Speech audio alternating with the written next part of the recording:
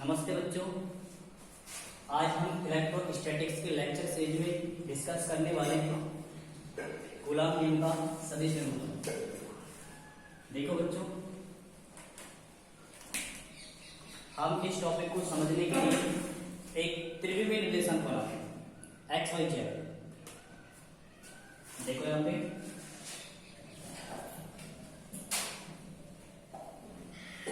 ये त्रिविमीय निर्देशांक है, एक्स अक्ष, वाई अक्ष, जेड अक्ष।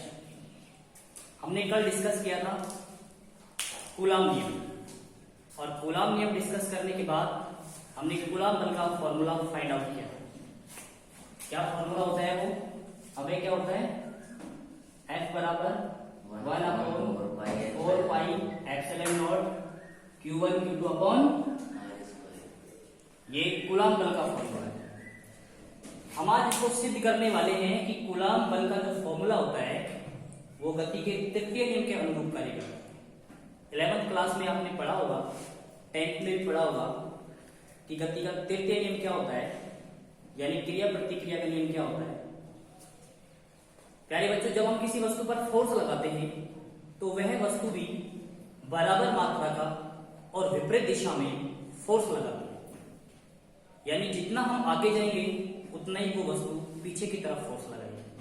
फॉर एग्जाम्पल, जब कोई बंदूक की गोली से गोली निकलती है तो जितने वेग से गोली आगे जाती है उतने ही वेग से बंदूक पीछे की तरफ झटका मारती है।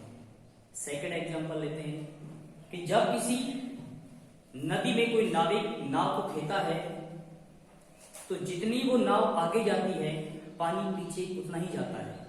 यानी गति का तीसरा नियम क्या होता है कि जितना हम फोर्स आगे लगाते हैं बराबर मात्रा का विपरीत दिशा में फोर्स लगता है। और हम आज यहाँ पर सिद्ध करने वाले हैं कि कूलॉम का जो नियम होता है, कूलॉम का जो नियम का फॉर्मूला होता है F बराबर K Q1 Q2 upon R square, जो बोर्ड पे लिखा हुआ है, वो न्यूटन की गति के तीसरे नियम के अनुसार कार्य करता है। इसके लिए बच्चों हम लोग एक त्रिविमीय निर्देशांक फाइंड आउट करते हैं, बनाते हैं, यहाँ पे ड्रॉ कर रखा है। इसमें बच्चों हम लोग दो बिंदुवत आवेश लेते हैं। यहां पे माना कि मैंने एक Q1 आवेश लिया, एक यहां पे Q2 आवेश लिया। सबसे पहले बच्चों इस Q1 और Q2 आवेश की स्थिति हमें बतानी है किसके सापेक्ष? मूल बिंदु के सापेक्ष। यदि हम इस Q1 की स्थिति मूल बिंदु के सापेक्ष बताते हैं तो वो कितनी है बच्चों? R1। कितनी है? R1 vector. इस Q2 की स्थिति कितनी है?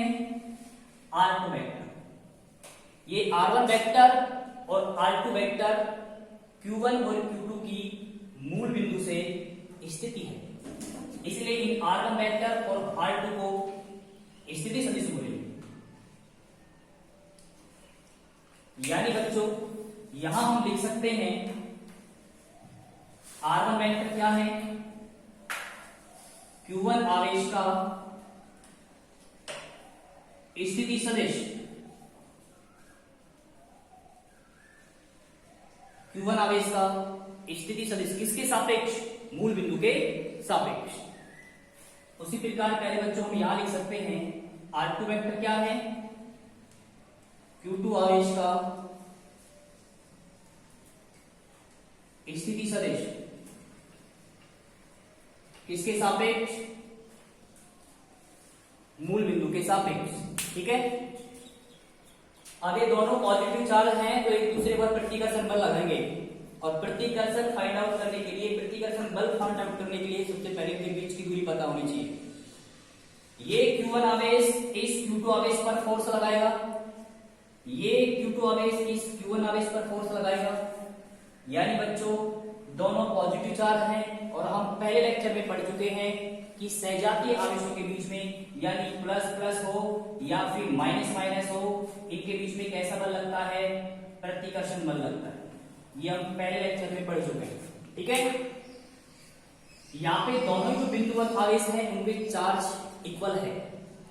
इसलिए बच्चों मैं बात करता हूं कि माना इस Q1 आवेश से Q1 आवेश, इस Q2 आवेश से Q1 आवेश की दूरी कितनी है?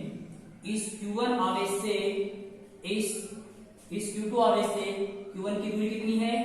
R12 vector. यानी बच्चों ये R12 वेक्टर क्या है? ये Q1 आवेश की दूरी है किसके सापेक्ष? Q2 आवेश के सापेक्ष। सेम इसी प्रकार यदि हम इस Q2 आवेश की दूरी कहां से फाइंड आउट करें? Q1 से, तो इसकी दूरी कितनी होगी बच्चों? R21 vector. यानी ये R21 वेक्टर है क्या? Q2 आवेश की दूरी किसके सापेक्ष? Q1 आवेश के सापेक्ष। हम इस प्रकार से समझ सकते हैं कि जहां से एरो स्टार्ट होता है उसके सापेक्ष हम बात करेंगे। जैसे यहां से एरो स्टार्ट हो रहा है Q1 की ओर, यहां से एरो स्टार्ट हो रहा है Q2 की ओर, इसका मतलब ये R1 वेक्टर क्या है? Q1 का स्थिति सदिश किसके सापेक्ष? मूल बिंदु के सापेक्ष। Q2 का स्थिति सदिश किसके सापेक्ष? R2 के सापेक्ष। ठीक है। सेम इसी प्रकार यदि हम ये एरो की बात करें तो R12 वेक्टर किसकी दूरी है? R1 की Q1 की दूरी है किसके सापेक्ष? ठीक है। यहां हम लिखेंगे कि प्यारे बच्चों ये R12 वेक्टर क्या है? Q1 आवेश की दूरी, Q1 आवेश की दूरी किसके सापेक्ष? किसके सापेक्ष? Q2 के सापेक्ष। Q2 आवेश के सापेक्ष। सेम इसी प्रकार से ये R21 वेक्टर क्या है? Q2 आवेश की दूरी, Q2 आवेश की दूरी Q1 आवेश के सापेक्ष।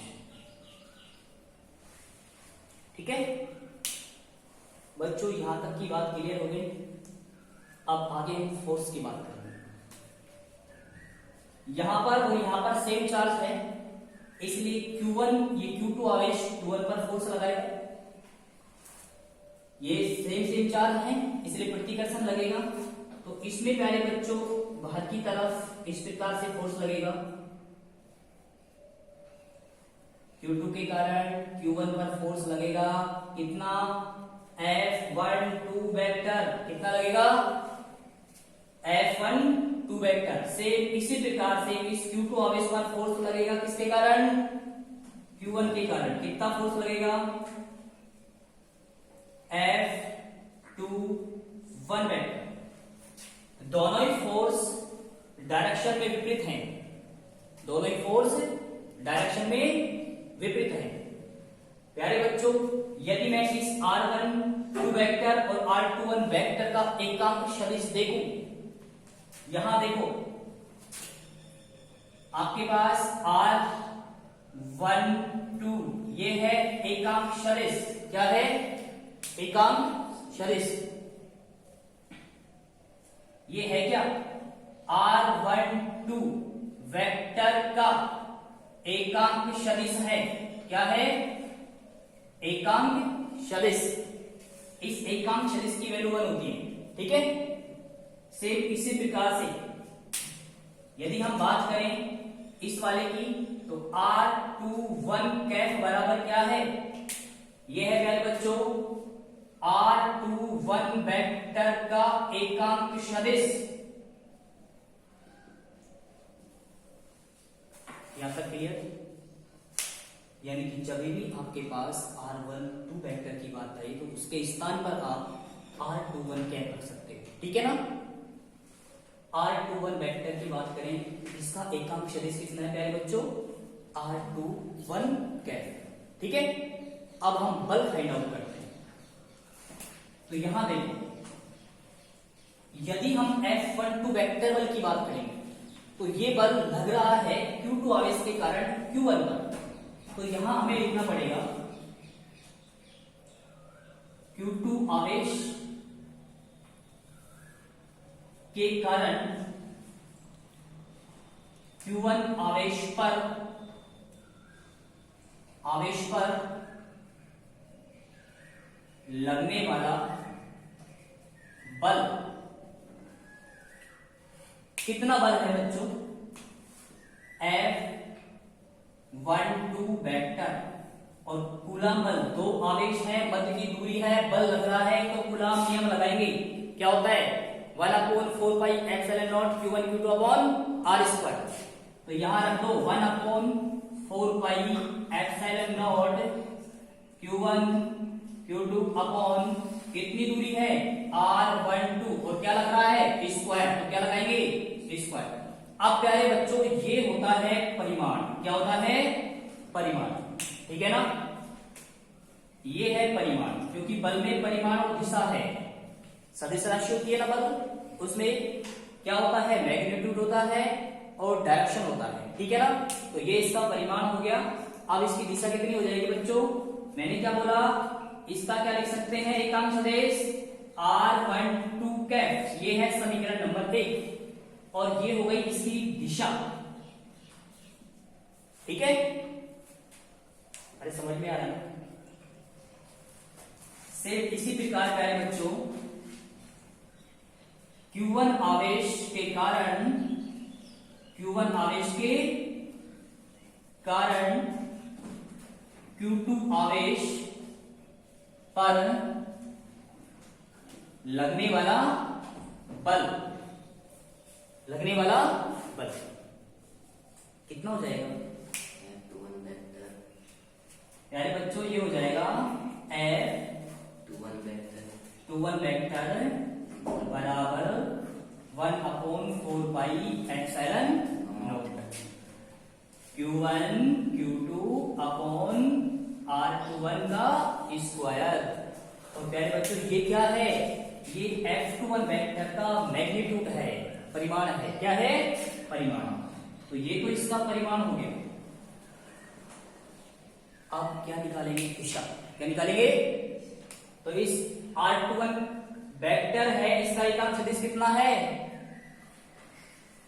R21 है, समीकरण नंबर, ठीक है बच्चों। ये है ना, ये जो पार्ट है ये हमने अब तक किया, ये तो होता है सदिश निरूपण।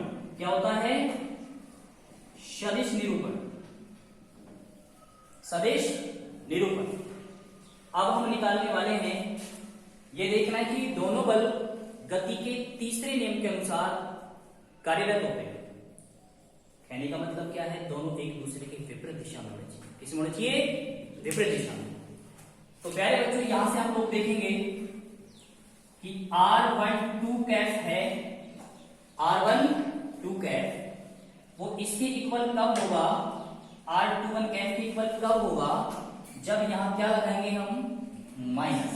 क्या लगाएंगे, समीकरण नंबर 1 सदिशों से क्या लगाएंगे माइनस, ठीक है ना।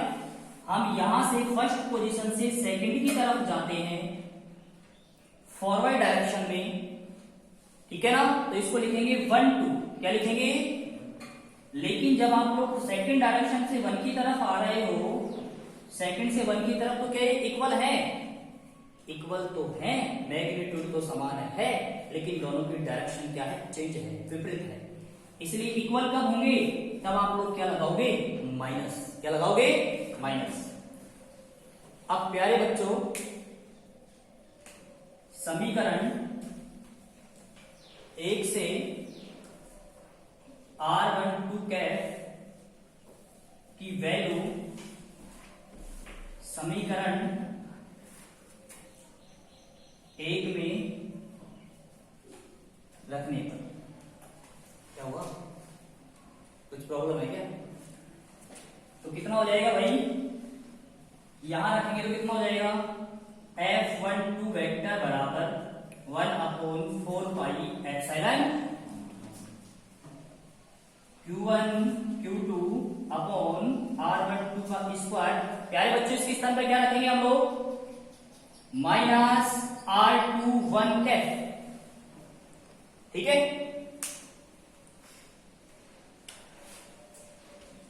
अब देखो आगे क्या लिखेंगे, यहां पे